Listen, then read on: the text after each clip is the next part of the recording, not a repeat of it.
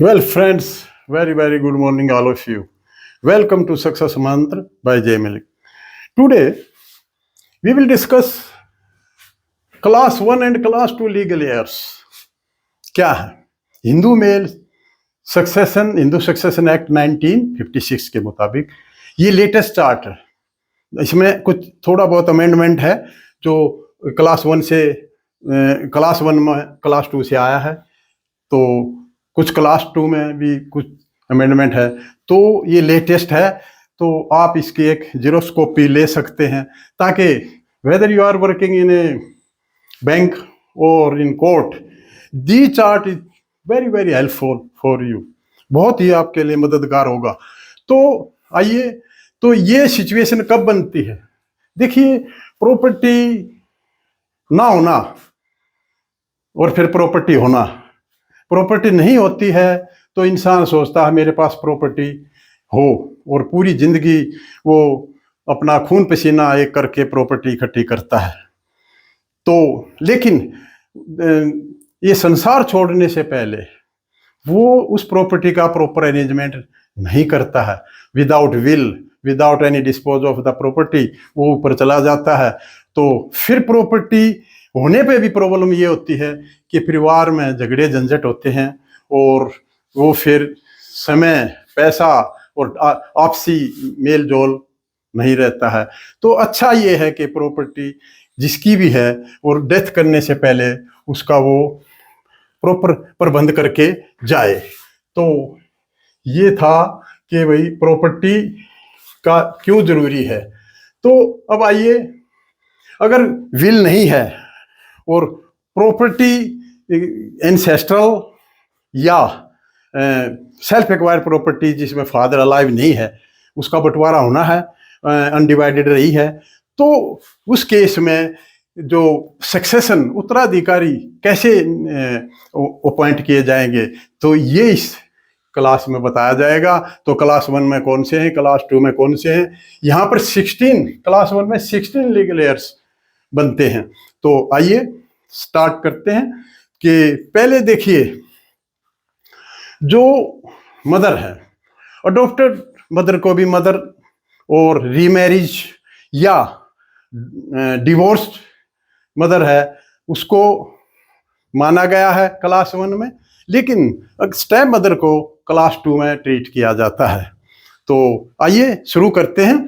तो देखिए, ये मैंने नंबर दिए हैं 16, ये सीनियरिटी लिस्ट नहीं है, तो ये मैंने काउंट किए हैं कि ये देखिए, अगर मदर है और ये और विडो है, सन है, डॉटर है, तो इन केस अगर ये 4 हैं तो प्रॉपर्टी इन 4 में बट जाएगी, यहाँ नीचे प्रॉपर्टी नहीं बटेगी, इन्हीं में प्रॉपर्टी का डिवीजन हो जाएगा, कोई झंझट नहीं है। इन केस अभी देखिए, अगर ये एक्सपायर हो जाता है सन, हाँ एक चीज और बताना चाहता हूं, अगर ये 5 हैं, सन 2 हैं, तो 5 में डिवाइड हो जाएगी, 1/5 अगर ये एक डॉटर भी 2 है तो 6 में 1/6 हो जाएगी, तो ये प्रॉपर्टी बढ़ जाएगी। दिक्कत कब आती है? जब इनमें से कोई डेथ कर जाता है, डेथ प्री डिसीज बोलते हैं उसको। जैसे ये व्यक्ति जो है डाइज इन 2024, लेकिन ये उसका जो पुत्र है ये डाई करता है, इसकी डेथ होती है, डेथ इन 2023, तो इससे पहले इसकी डेथ हो जाती है, तो फिर इसको प्रीडिसीज्ड बोलते हैं। प्रीडिसीज का मतलब वो डॉटर भी हो सकती है, इससे पहले जो जिसकी भी डेथ हो जाए वो प्रीडिसीज में आएगा। इसलिए मैंने यहाँ एस रेड वाला जो दिखाया है, रेड सन प्रीडिसीज सन है और डी रेड प्रीडिसीज डॉटर है, ये क्लियर। तो अब आइए, जैसे ये सन है, सन की डेथ होगी तो फिर इसका सन का सन, ये सन का सन है पोता, सन की डॉटर पोती और सन की विडो। अब देखिए, अगर ये भी डेथ कर जाता है, सपोज इसकी डेथ हो जाती है, तो ये 3 में डिवाइड होगा। तो जो सन का सन का सन, सन का सन की डॉटर और सन के सन की विडो, तो ये परपोता प्रपोती और ये विडो है प्रपोती। तो ये इससे बनेंगे। अगर सपोज ये डॉटर भी एक्सपायर हो जाती है तो फिर सन की जो डॉटर है और उसकी जो डॉटर है उसको शेयर जाएगा। ये पहले कहाँ थे, ये उसमें क्लास 2 में थे, जो इसमें आ गया अमेंडमेंट के बाद। अब देखिए ये था लड़के की साइड का सन।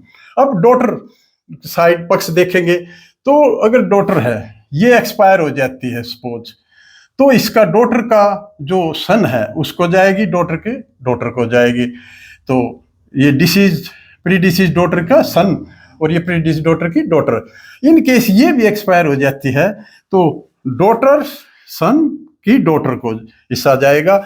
और यहाँ पर ये डॉटर की डॉटर है और ये भी एक्सपायर हो जाती है तो दो हिस्से यहाँ बनेंगे, डॉटर डॉटर सन, डॉटर की डॉटर का पुत्र और डॉटर की डॉटर। तो ये 16 हिस्से बनते हैं। दामाद को लीगल हेयर काउंट नहीं किया गया है। तो ये था क्लास 1। क्लास 1 का कैसे प्रॉपर्टी का डिवाइड होगा। अब देखिए क्लास 2 में क्या है। क्लास 2 में 9 कैटेगरी हैं और इसमें क्या था, पहले था एक DSD, डॉटर्स सन डॉटर, और एक DSD और DDS और DDD। ये तीनों यहाँ पर शिफ्ट कर गए हैं, क्लास 1 में चले गए हैं। तो ये खत्म हो गया यहाँ से। तो अब सिर्फ अगर फादर जिंदा है तो सारी प्रॉपर्टी फादर को चली जाएगी। अगर फादर जिंदा नहीं है तो पुत्र की पुत्री का पुत्र, सन्स डॉटर सन, इसको और भाई और बहन 3 में बटेगी। तो अगर इनमें एक भी जिंदा है तो सारी प्रॉपर्टी एक को चली जाएगी। अगर 2 जिंदा 2 में चली जाएगी। एक भी जिंदा नहीं है तो थर्ड कैटेगरी में आएंगे, पुत्री के पुत्र का पुत्र, डॉटर्स सन्स सन, इसको। और अगर ये भी जिंदा नहीं है तो फिर फोर्थ में जाएंगे, नहीं तो वही खत्म हो जाएगा प्रोसेस। तो फोर्थ में भाई का पुत्र भाई की पुत्री, ब्रदर सन और ब्रदर डॉटर, और बहन का पुत्र बहन की पुत्री, सिस्टर सन सिस्टर डॉटर। ये चौथी कैटेगरी में चार जने हैं। तो 4 में अगर एक भी जिंदा है तो सारी प्रॉपर्टी एक को चली जाएगी, 2 जिंदा 2 में बट जाएगी। फिर अगर ये सब नहीं है तो फिर 5वीं में आएंगे दादा दादी। तो फादर्स फादर पिता के पिता दादा होते हैं, और फादर्स मदर दादी होती है।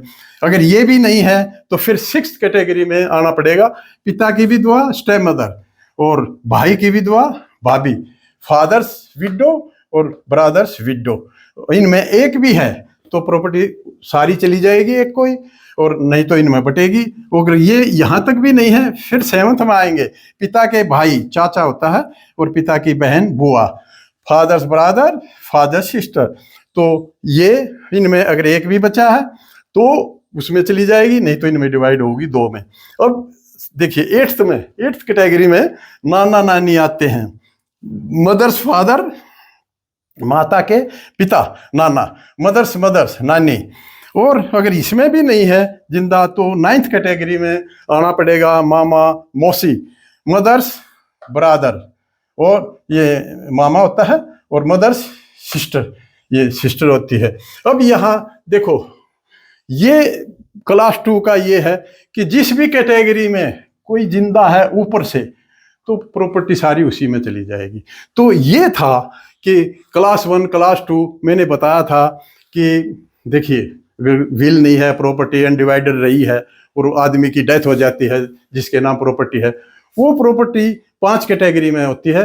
नंबर 1 क्लास 1 में प्रायोरिटी दी जाएगी, क्लास 1 में कोई नहीं है, क्लास 2 में भी नहीं है, एग्नेट्स भी नहीं है, कोगनेट्स, एग्नेट और कोगनेट का अलग से वीडियो बनेगा, और ये सब नहीं है, कोगनेट तक भी नहीं है, तो फिर ये प्रॉपर्टी गवर्नमेंट की हो जाती है। इसलिए बेटर ये है कि प्रॉपर्टी का ठीक बंटवारा करके ही संसार छोड़ना चाहिए। क्योंकि होता क्या है कि एनर्जी समय और आपसे तालमेल खत्म हो जाता है पारिवारिक, और जिस टाइम ये प्रॉपर्टी होल्डर जिंदा होता है उस टाइम वो सोचता है कि मेरे परिवार में बड़ा तालमेल है, लेकिन सिचुएशन चेंज होते देर नहीं लगती। जैसे वो डाई करता है तो सारा पारिवारिक माहौल खराब हो जाता है। इसलिए बेटर ये है कि प्रॉपर्टी का ठीक से बंटवारा पहले होना चाहिए। तो ये था, लेकिन अब ये है कि इसको याद कैसे किया जाए।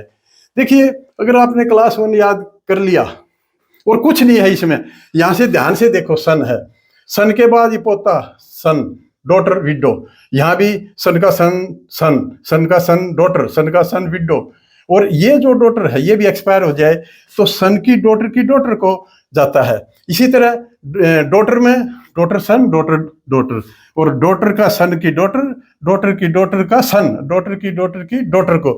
तो ये आप चार्ट 1-2 बार बनाएंगे पक्का याद हो जाएगा, कोई दिक्कत नहीं है। फिर भी मोटा मोटी आप ये समझ सकते हैं कि क्लास 1 में नजदीक की जो ज्यादा है वो आते हैं, जैसे पुत्र है, पोता पोती है, परपोता परपोती है, ये आते हैं। और क्लास 2 में पिता आता है, भाई आता है, भाई का पुत्र पुत्री आते हैं, बहन का पुत्र पुत्री आती है, बहन आती है, दादा दादी चाचा बुआ नाना नानी और मामा मौसी।